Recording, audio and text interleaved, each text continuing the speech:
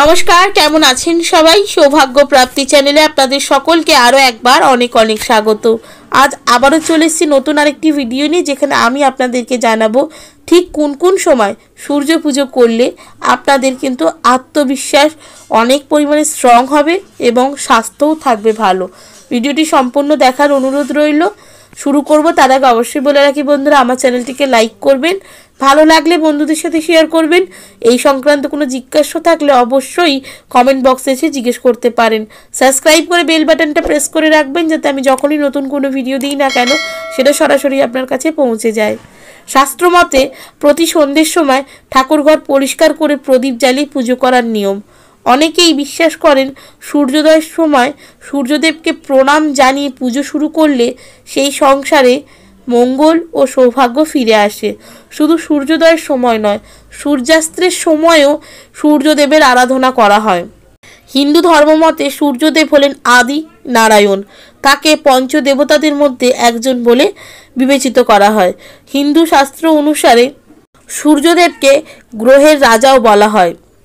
সেই অনুসারে সূর্যদেবকে সূর্যোদয়ের সময়, মধ্যাহ্নের সময় ও সূর্যাস্তে তিনটি গুরুত্বপূর্ণ সময় পুজো করা উচিত বলে মনে করা হয়। তবে যদি 3 সময় পুজো করতে না পারেন, তবুও কিন্তু সারাদিনে অন্তত 2 বার সূর্যদেবের পুজো করা অত্যন্ত জরুরি। বাড়িতে অতিথিদের স্বাগত জানাতে যেমন কোনো ত্রুটি রাখেন না, ঠিক এইভাবেই উভয় সময়ে মনে প্রাণে সূর্যের আরাধনা করা উচিত। সেটি অর্থাৎ সূর্য পুজো করার সময়ও কিন্তু কোনোরকম কোনো ত্রুটি রাখা যাবে না। মনকে প্রসন্ন করে সূর্যের পুজো করলে সূর্যদেবও প্রসন্ন হন এবং সকল ভক্তের ওপরে সে তার আশীর্বাদ বর্ষণ করে। সন্ধ্যের সময় পুজো পাঠ ও প্রার্থনা করলে সূর্যদেব প্রসন্ন হন। যিনি পুজো করেন তাকে স্বাস্থ্য ভালো রাখার বরদান দেয়। যে সকল ব্যক্তিরা সন্ধ্যের সময় সূর্যদেবের বন্দনা করেন, তিনি সকল প্রকার গ্রহদোষের হাত থেকে রক্ষা পান। অর্থাৎ গ্রহের দোষ যদি প্রচণ্ড পরিমাণে তার তীব্রতা বাড়িয়ে থাকে, তাহলে কিন্তু সেই তীব্রতাও আস্তে আস্তে কমতে থাকে। যে সকল মানুষরা কর্মসংস্থানে একটু টালমাটাল ব্যাপার চলছে, সেই সকল ব্যক্তিদের অবশ্যই মনোযোগ দিয়ে সূর্য পুজো করা উচিত, কারণ সূর্যকে কর্মসংস্থানের ক্ষেত্র হিসেবে বিবেচিত করা হয়। তাই অবশ্যই মন দিয়ে সূর্য পুজো করুন। সারাদিনে অন্তত 2 বার সূর্যের আরাধনা করুন, তার কাছে প্রার্থনা করুন, কর্মসংস্থানও ভালো হবে।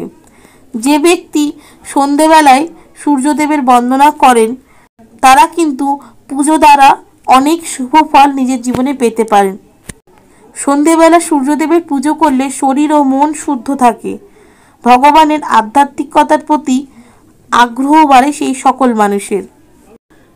প্রত্যেক দিন সন্ধেবেলায় সূর্য পুজো করলে এবং সূর্যের কাছে প্রার্থনা করলে আত্মবিশ্বাস প্রচণ্ড পরিমাণে বাড়িয়ে তোলে।